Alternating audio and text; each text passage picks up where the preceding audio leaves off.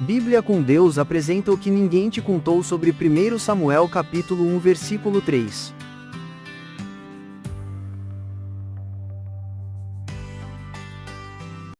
Alguns versículos passam despercebidos, não porque são rasos, mas porque são silenciosos.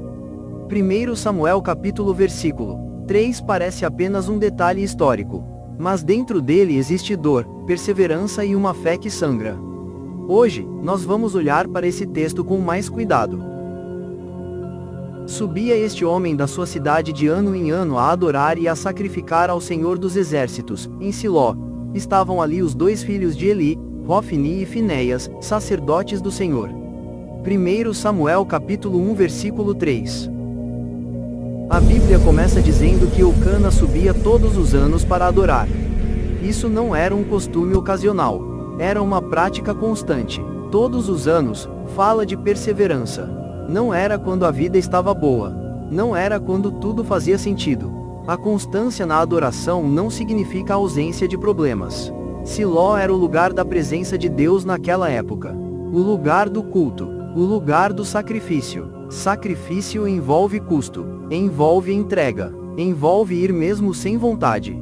Antes de Deus mudar a história de Ana, ele nos mostra uma família que continuava indo ao templo, mesmo ferida. O texto não diz que eles subiam felizes. Não diz que era um culto alegre.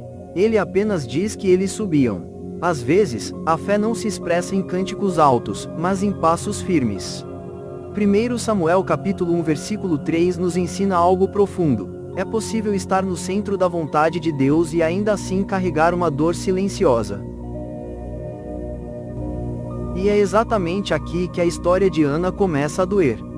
Ana sobe ao templo junto com a família. Ela está no lugar certo, mas com o coração ferido. A Bíblia não diz que ela se afasta.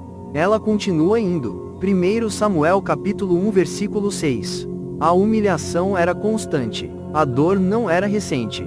Era acumulada, ano após ano. Há dores que não nos afastam de Deus, mas nos deixam mais silenciosos diante dele.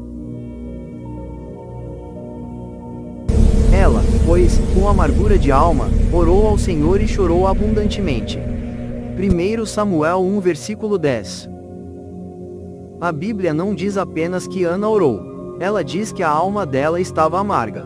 A amargura de alma não é revolta contra Deus.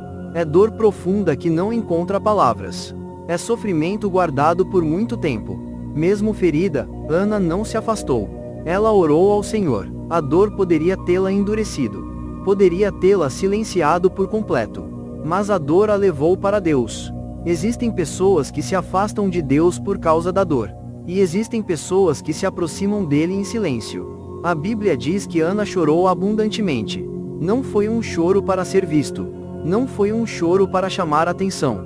Foi derramar a alma. Ninguém ouviu aquela oração. Não houve som. Não houve espetáculo. Mas Deus ouviu tudo. Quando a oração é verdadeira, o céu não precisa de barulho para responder.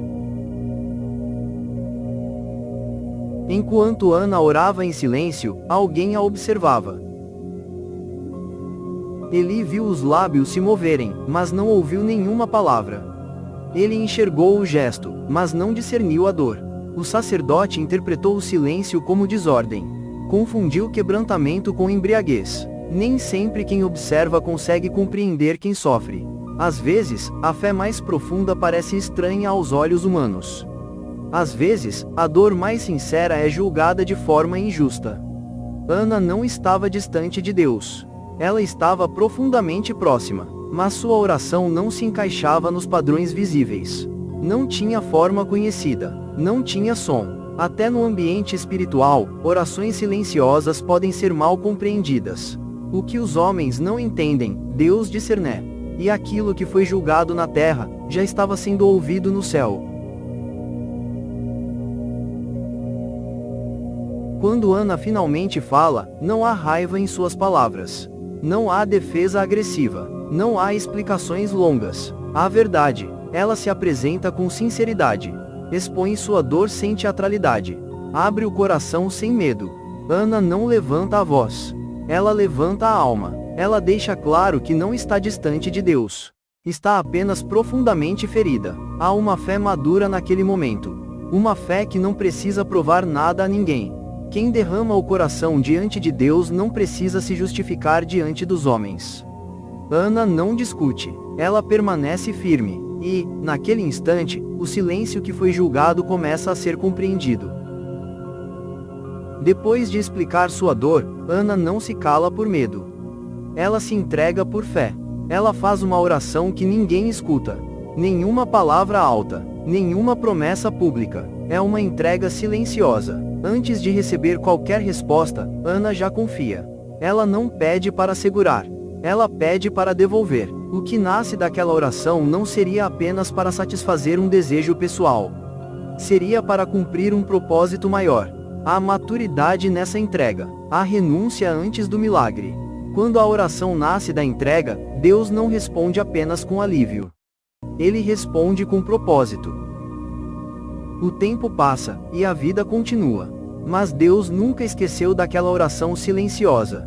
Ana segue com sua rotina, subindo ao templo, carregando sua dor, mas cada passo é visto e registrado por Deus. A espera não é em vão. O silêncio não é esquecimento. O choro não foi ignorado. Deus responde no momento certo. Ele transforma lágrimas em esperança, silêncio em resposta, dor em propósito. O que parecia insignificante aos olhos humanos já estava sendo cuidadosamente cuidado no céu. Ana não poderia ver tudo acontecendo, mas a fidelidade de Deus já estava trabalhando em seu favor. O que começa em silêncio termina em realização. A resposta de Deus não vem apenas como um alívio momentâneo. Ela vem carregada de significado. O que nasce daquela oração não é apenas um filho. É um instrumento nas mãos de Deus. A dor de Ana não foi desperdiçada. Ela foi transformada. Aquilo que parecia atraso era preparação. Aquilo que parecia silêncio era cuidado. Deus não respondeu apenas ao pedido. Ele respondeu ao coração. Há dores que nos levam para mais perto de Deus. E há respostas que nos empurram para mais perto do propósito. Quando Deus age, Ele não apaga a história. Ele redime a história. O que começou com lágrimas escondidas termina como testemunho visível. Porque Deus nunca ignora uma oração feita com o coração quebrantado. Talvez ninguém veja a sua dor. Talvez ninguém entenda a sua oração. Talvez seus lábios se movam em silêncio, e seu coração carregue um peso antigo. Mas Deus vê, Deus ouve, Deus se lembra. O céu não depende de barulho para responder. Ele responde à verdade do coração. Se a sua oração hoje parece pequena, se o seu clamor parece invisível, não desista. O mesmo Deus que ouviu Ana continua atento às orações que ninguém escuta. Porque o silêncio que os homens julgam é exatamente o lugar onde Deus trabalha. Ouça com o coração. Ei, antes de ir, Deus abençoe. Siga, curte e compartilha.